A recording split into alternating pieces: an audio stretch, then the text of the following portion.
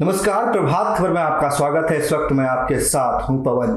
बंगाल चुनाव के छठे फेज की वोटिंग गुरुवार शाम संपन्न हो गई। छठे फेज में 4 जिलों के 43 विधानसभा सीटों के लिए वोट डाले गए। पांचों फेज की तरह छठे फेज में भी दिन भर हिंसक घटनाएं की खबरें आती रही। छठे फेज में जहां एक तरफ वोटिंग हो रही थी, वहीं दूसरी तरफ उत्तर दिनाजपुर में गृह मंत्री अमित शाह रैली को संबोधित कर रहे थे। छठे फेज चुनाव के बीच ही एक बड़ी खबर पीएम मोदी से जुड़ी हुई आई। पीएम मोदी की 23 अप्रैल को जो रैली होनी थी पश्चिम बंगाल में, वो रैली अब स्थगित कर दी गई है, वो रैली कैंसिल कर दी गई है। कोरोना संकट पर बैठक को लेकर पीएम मोदी ने शुक्रवार को पश्चिम बंगाल में होने वाली अपनी सभी रैलियों को कैंसिल कर दिया है। अगर छठे चरण की बात करें तो 4 जिलों उत्तर 24 परगना, नदिया, पूर्वी वर्धमान और उत्तर दिनाजपुर की 43 सीटों पर आज वोट डाले गए।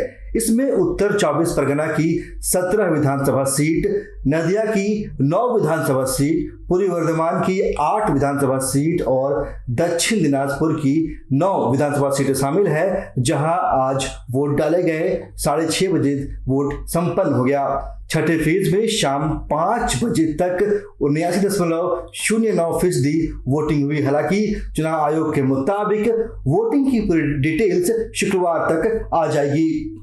बात करते हैं छठे चरण में हिंसा की। छठे फेज की हिंसा की बात करें तो उत्तर 24 परगना के टीटागढ़, खड़दह और भाटपाड़ा से हिंसक घटनाओं की खबरें आई।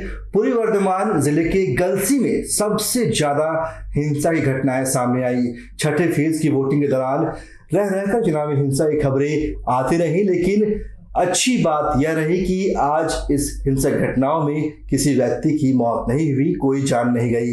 कई जगहों से हालांकि बमबाजी की भी खबरें आई हैं। अब बात करते हैं कि आज छठे चरण के मतदान में 43 विधानसभा सीटों के लिए जब वोट डाले गए तो किन दिग्गज नेताओं की किस्मत ईवीएम मशीनों में कैद हो गई। सबसे बड़ा नाम जो आता है छठे चरण चुनाव में, वो नाम है बीजेपी के राष्ट्रीय उपाध्यक्ष मुकुल रॉय का। मुकुल रॉय कृष्णनगर उत्तर से बीजेपी के उम्मीदवार हैं और बंगाल बीजेपी का एक बड़ा चेहरा है।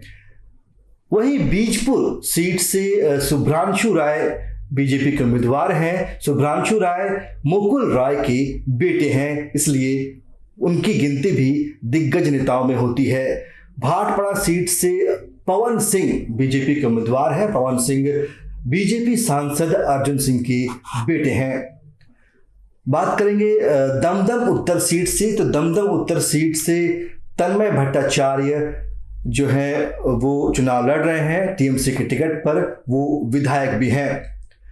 अरिंदम भट्टाचार्य बीजेपी के नेता हैं। जगद्दल सीट से वो चुनाव लड़ रहे हैं, बंगाल बीजेपी के बड़े चेहरे हैं। सुब्रत ठाकुर गाईघाटा सीट से चुनाव लड़ रहे हैं, ये बीजेपी के बड़े चेहरे हैं।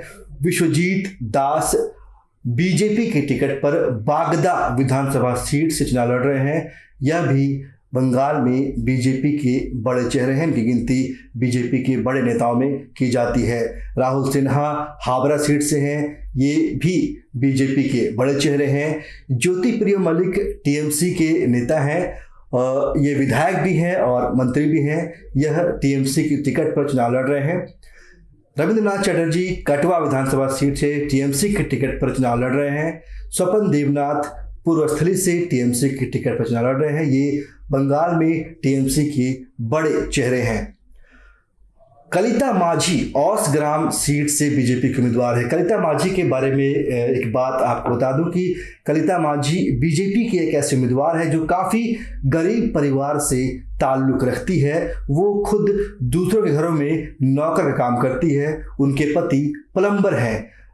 चुनाव प्रचार करने के लिए उन्होंने 1.5 महीने की छुट्टी अपने काम से ली है और इसके बाद वो चुनाव प्रचार में आई थी। बताया जाता है कि जब उनका नाम चुना गया था उम्मीदवारी के लिए, तब उन्हें इस बात की जानकारी तक नहीं थी। आगे बढ़ते हैं, बात करते हैं राज चक्रवर्ती की। राज चक्रवर्ती टॉलीवुड स्टार हैं और बैरकपुर विधानसभा सीट से टीएमसी के उम्मीदवार हैं। तो आपने इस वक्त जाना कि आज जब छठे चरण का मतदान खत्म हुआ तो दिन भर क्या कुछ हलचल रही और कौन से ऐसे बड़े चेहरे रहे जिनकी किस्मत आज ईवीएम मशीनों में कैद हो गई। फिलहाल इनकी किस्मत का फैसला क्या होगा वो तो 2 मई को ही सामने आ पाएगा। 2 मई को परिणाम आ जाएंगे।